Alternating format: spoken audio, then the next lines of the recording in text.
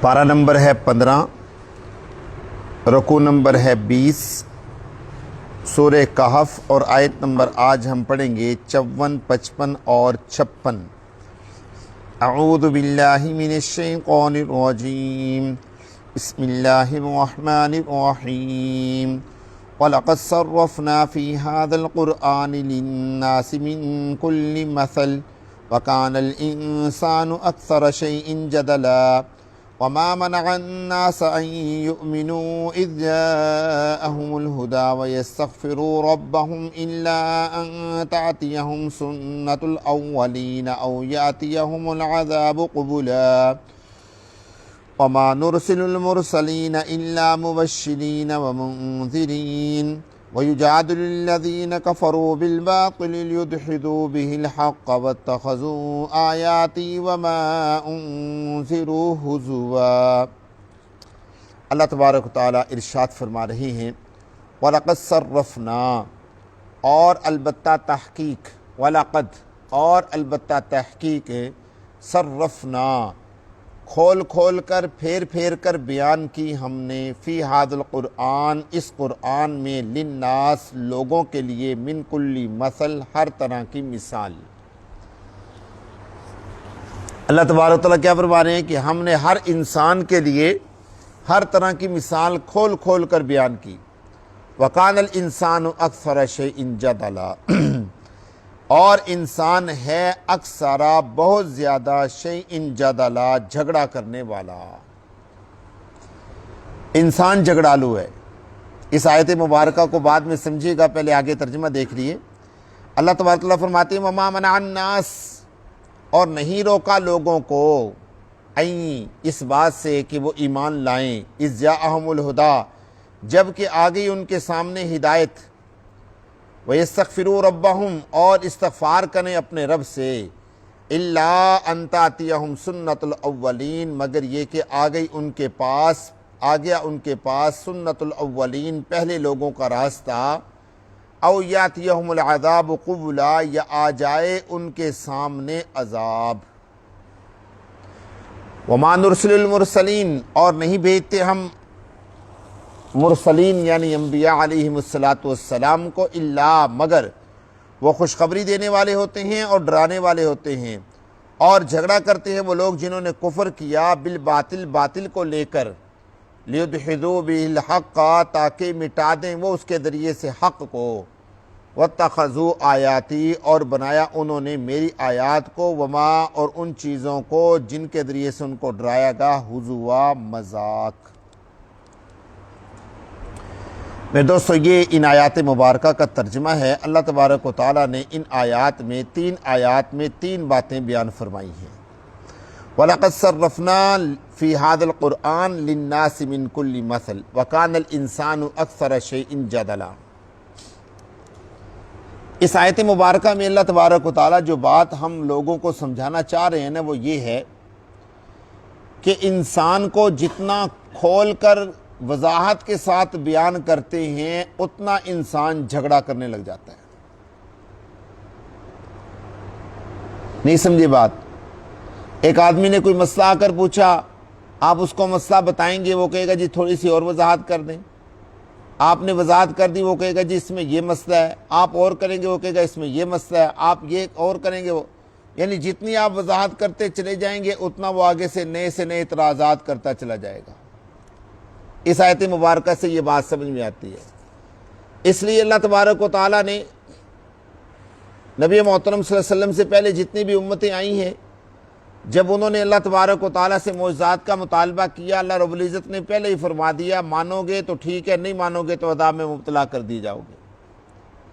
اب وہ لوگ اگر مان جاتے تو بچ جاتے، اگر نہیں مانتے تو اللہ ان کو کیا کر دیتے؟ تباہ کر دیتے۔ حضرت موسیٰ علیہ السلام کی قوم کو اللہ تبارک تعالیٰ نے تھوڑی سی ڈھیل دی۔ حضرت موسیٰ علیہ السلام کی قوم کو اللہ رب العزت نے تھوڑی سی ڈھیل دی۔ اللہ تبارک و تعالیٰ ان کو عذاب میں مبتلا کرتے، وہ کہتے موسیٰ اللہ سے دعا کرو، اللہ تبارک و تعالیٰ ہمیں بخشے، ہم اب مانیں گے۔ موسیٰ علیہ السلام دعا کر دیتے، اللہ رب العزت ان کو چھوڑ دیتے، وہ پھر ویسے کے ویسے ہو جاتے۔ حتیٰ کہ یہاں تک بھی ہوا کہ انہوں نے موسیٰ علیہ السلام کی بات ماننے سے انکار کر دیا۔ اللہ رب العزت نے ایسے پتھروں کو بھی ان کے اوپر مسلط کر دیا کہ مانو نہیں تو پتھر گرا دیں گے تمہارے اوپر۔ پہلی، اب ذرا غور کیجئے گا، 3 باتیں عرض کر دی ہیں میں نے۔ نمبر 1، پہلی امتوں کو اللہ رب العزت نے ڈھیل نہیں دی، انہوں نے مانا تو ٹھیک ہے، نہیں مانا تو کیا کر دیا؟ تباہ کر دیا۔ حضرت موسیٰ علیہ السلام کی قوم کو اللہ تبارک و تعالیٰ نے تھوڑی سی ڈھیل دی، انہوں نے ڈھیل کو سے فائدہ اٹھایا، بار بار موسیٰ علیہ السلام کو تنگ کیا۔ کوئی بھی مسئلہ آتا حضرت موسیٰ کو کہتے یوں کریں گے، یہ کریں گے، یوں کریں گے، یہ کریں گے۔ حضرت موسیٰ علیہ السلام کی ساری زندگی اسی کیفیت میں گزر گئی، اور اللہ رب العزت نے نبی محترم صلی اللہ علیہ وسلم کی امت کو بالکل ہی ڈھیل دے دی، آزاد کر دیا کہ پہلی امتوں کی طرح نہ عذاب کے اندر مبتلا کیا جائے گا، پہلی امتوں کی طرح نہ عذاب تم پر مسلط کر کے ہٹایا جائے گا، بلکہ کھلی چھٹی ہے۔ اس کھلی چھٹی کا نقصان آج آپ سب حضرات اپنی آنکھوں سے دیکھ رہے ہیں کہ ہر انسان ببانگِ دہل جھگڑوں کے اوپر اترا ہوا ہے، اور ہر انسان جو ہے وہ دین کے اندر بھی خامیاں تلاش کر رہا ہے، دین کے اندر بھی تبدیلیاں کرنے کی کوشش کر رہا ہے، دین کے اندر بھی اپنے پاس سے مسائل گھڑ گھڑ کے لانے کی کوشش کر رہا ہے، اور ساری زندگی گزار کے دین کے مسائل نہ سن کے جب مسئلہ کوئی حقیقت صحیح سنا جاتا ہے تو اس کے اوپر جھگڑا ہوتا ہے کہ جی ہم نے تو یہ مسئلہ سنا ہی نہیں ہے آج تک۔ کیونکہ سنے ہوئے کیا ہوتے ہیں؟ غلط مسئلے سنے ہوئے ہیں، پکائے ہوئے ہیں، بٹھائے ہوئے ہیں ذہنوں میں، اس کے اوپر عمل ہو رہا ہے۔ اب جب کوئی بندہ صحیح مسئلہ بتاتا ہے تو اس کے اوپر جھگڑا شروع ہو جاتا ہے۔ اس لیے اللہ تبارک و تعالیٰ نے واضح طور پر ارشاد فرمایا کہ ہم نے انسان کے لیے ہر چیز کو کھول کر بیان کر دیا۔ اے قرآن واحد اللہ رب العزت کا کلام ہے کہ جس کی تمام تر آیات کو اللہ تبارک و تعالیٰ نے پوری امت مسلمہ کے سمجھنے کے لیے آسان بنا دیا۔ تورات اس کی تشریح کرنے کے لیے، اس کی وضاحت کرنے کے لیے صحابہ دنیا میں نہیں تھے، حضرت موسیٰ علیہ السلام کے صحابہ نہیں تھے، حضرت عیسیٰ علیہ السلام کے صحابہ نہیں تھے، انجیل کو سمجھانے کے لیے شاگرد ضرور تھے، لیکن اس طرح نہیں تھے جیسے اللہ رب العزت نے نبی محترم کو عطا فرمائے تھے۔ قرآن کی وضاحت کرنے کے لیے نبی محترم صلی اللہ علیہ وسلم کی لاکھوں احادیث موجود ہیں، لاکھوں فرامین موجود ہیں۔ پھر نبی محترم صلی اللہ علیہ وسلم کے فرامین کو سمجھنے کے لیے لاکھوں کروڑوں مسائل فقہیہ موجود ہیں، مسائل شرعیہ موجود ہیں۔ اللہ رب العزت نے نبی محترم صلی اللہ علیہ وسلم کے بعد صحابہ کا زمانہ، صحابہ کے بعد تابعین کا زمانہ، تابعین کے بعد تبع تابعین کا زمانہ، پھر فقہاء کا زمانہ، پھر محدثین کا زمانہ، پھر مفتیان کا، علماء کا، اولیاء اللہ کا زمانہ، اور یہ سلسلہ انشاءاللہ قیامت تک کیا کرتا رہے گا؟ چلتا رہے گا۔ اللہ رب العزت نے در حقیقت اس آیت مبارکہ میں یہ بات سمجھائی ہے کہ اے لوگو، جب دین کا کوئی صحیح مسئلہ تمہارے سامنے آ جائے تو اس کے اوپر جھگڑا کرنے کی ضرورت نہیں ہے۔ لوگ چھوٹی چھوٹی باتوں پر لے کر جھگڑا کرنے لگ جاتے ہیں، جھگڑا کرنے کی ضرورت نہیں ہے، اس کو تسلیم کر لیا کریں۔ اللہ کے نبی صلی اللہ علیہ وسلم نے واضح فرمایا کہ جس آدمی نے فتویٰ دیا یا جس آدمی نے مسئلہ بتایا، جیسے میں بیٹھا ہوں یہاں پر ذمہ داری کے ساتھ مسئلہ بتا رہا ہوں، جس آدمی نے مسئلہ بتایا اور سننے والے نے سن کر اس کے اوپر عمل کر لیا، یہ قانون اپنے ذہن میں مرنے تک کے لیے ذہن میں ڈال لیں۔ مسئلہ بتانے والے نے مسئلہ بتایا، عمل کرنے والے نے عمل کر لیا۔ میں پھر کہہ رہا ہوں، مسئلہ بتانے والے نے مسئلہ بتایا، عمل کرنے والے نے عمل کر لیا، اور کیا بھی کیا عمل؟ غلط عمل بھی کیا غلط۔ اب کرنے والے کو گناہ نہیں ہوگا بلکہ کرنے والے کو ثواب ملے گا۔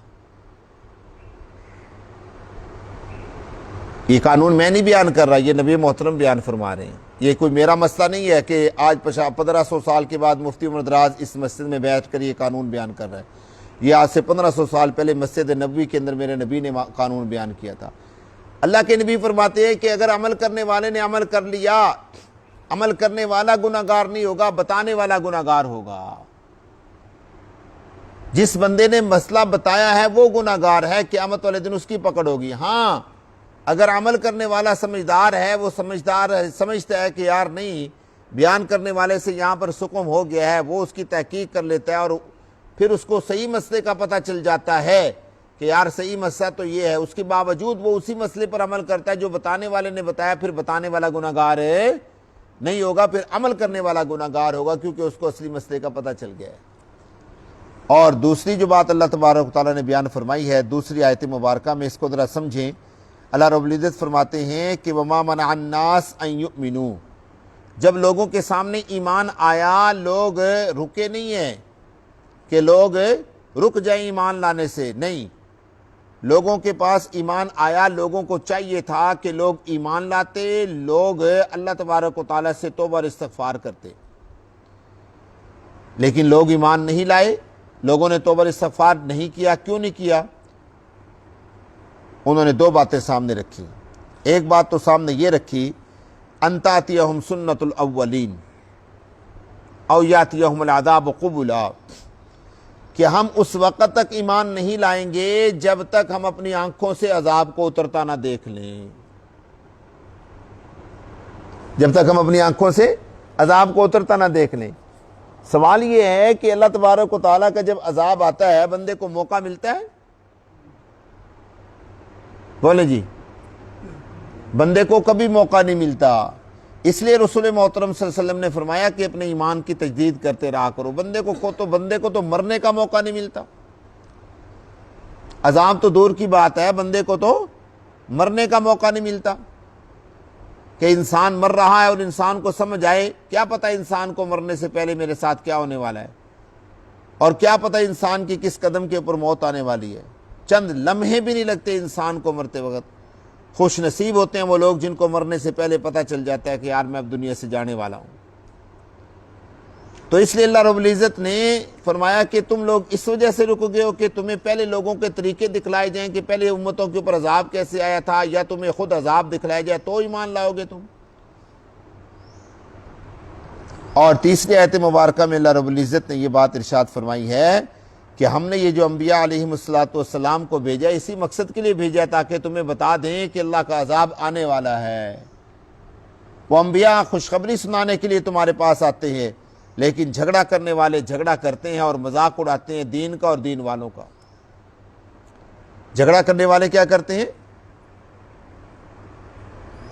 دین کا اور دین والوں کا مذاق اڑاتے ہیں اور انکار کرتے ہیں۔ سب سے خطرناک سزا کس کو دی جائے گی پتہ ہے؟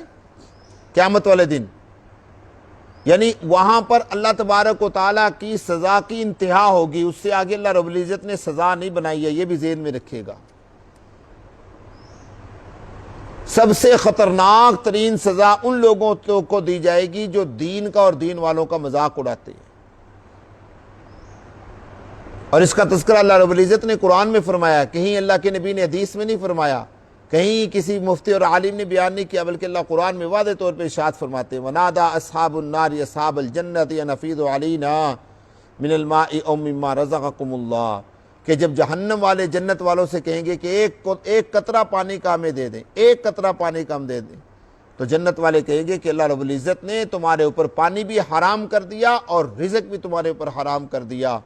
وجہ کیا ہے؟ الَّذِينَ اتَّخَذُوا دِينَهُمْ لَهْوًا وَلَعِبًا، یہ وہ لوگ تھے جو دین والوں کا مذاق اڑایا کرتے تھے، چاہے وہ کوئی بھی ہے، کسے باشد، مسلم اور کافر میں کوئی فرق نہیں ہے، جو دین کا مذاق اڑائے گا اللہ رب العزت اسے، اللہ مجھے اور آپ کو فہم نصیب فرمائے۔